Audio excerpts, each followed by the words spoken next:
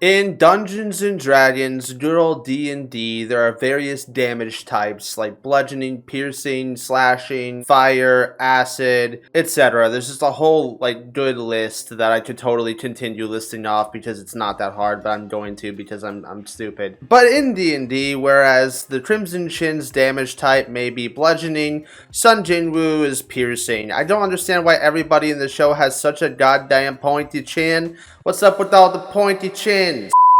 I've been trying to talk about solo leveling for over a month now. I have no idea how to make this video talking about it. I literally had it to a point where I was actually going to try to do a Crimson Chin versus Sun Jinwoo death battle kind of thing where we kind of look at feats and stuff. Our childhood was pretty cool, I guess, you know. One of the most interesting characters in the Fairly Odd Parents was the Crimson Chin. Before even really talking about the feats of the Crimson Chin, it's safe to acknowledge the fact that this is a cartoon. Of course, this isn't supposed to be some kind of developing plot and people aren't supposed to be dying all the time. As a matter of fact, the feats that are actually displayed in this cartoon verse are quite literally that people, regular people, are able to survive world-ending feats. Characters are able to survive falls from space. It's safe to assume that the Crimson Chin must be more powerful than the average human. So overall, it was just a stupid idea, but I did really want to talk about the anime because I really am enjoying it, and I got a little bit of the manhwa spoilers, and I'm trying to not get those, obviously. I'm trying to avoid those spoilers.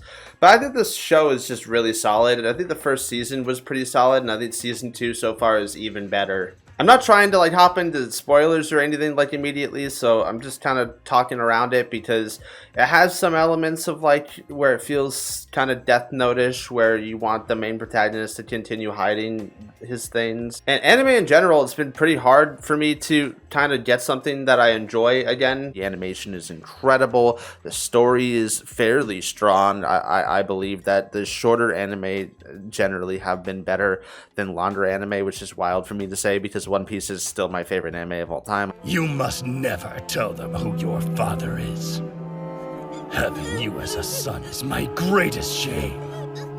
But I think on average, shorter anime like Gurren Lagann, Death Note, Cowboy Bebop are all generally pretty impressive. I also managed to somehow finish Fairy Tail, which it was pretty alright. I'm not going to sit here and talk about Fairy Tail for too long, but that was kind of what I was watching in between. I wait for the episodes of solo leveling weekly, so in the in-between I was watching Fairy Tail, and I think Fairy Tail's just starter anime and shit, but I feel like this anime does live beyond the hype, a level up past it, when you hit a hammer on the carnival machine and the thing goes up to hit the bell, but instead of just hitting the bell, it flies off the top and just breaks the machine and totally. Yeah, that's solo leveling, honestly, is how it feels right now. I didn't want to really glaze it too hard and be brown nosing it super hard and be oh, it's the best thing, you know, ever. Obviously there's other good shows in it's not the best show in existence in my personal opinion.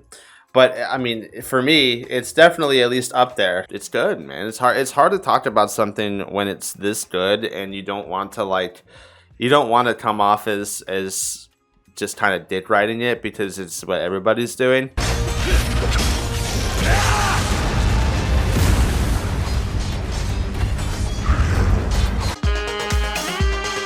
I think they're going in a great direction, and what's going on with the raid on the island is pretty interesting with all the ants. It kind of feels like Hunter x Hunter with the Chimera ants.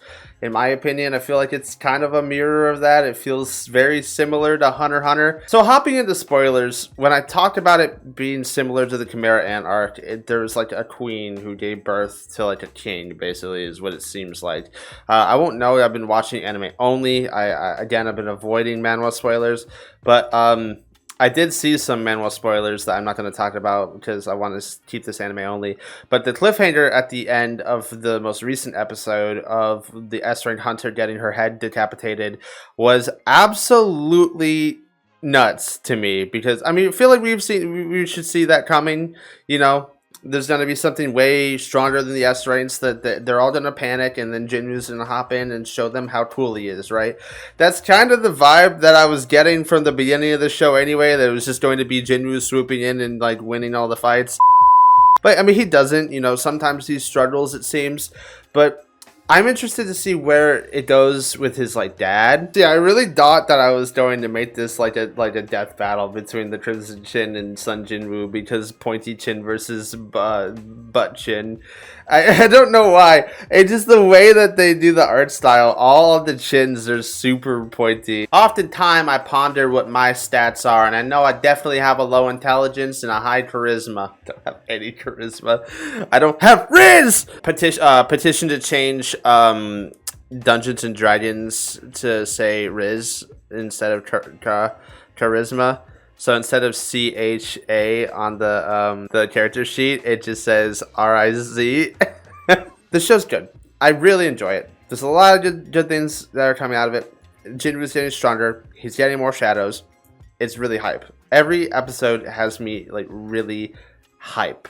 And like I was very impressed by that because the entirety through season 1 all the way through a lot of season 2, he hid his abilities. He hid the fact that he was getting stronger periodically. And then finally he came out as an S-Rank hunter, the 10th S-Rank hunter in South Korea. And that was super dope because a lot of people just kind of accepted it, except for one of the characters at the very least still is suspicious of Jinwoo because he acknowledges that Jinwoo is very strong physically, but he's also a mage type.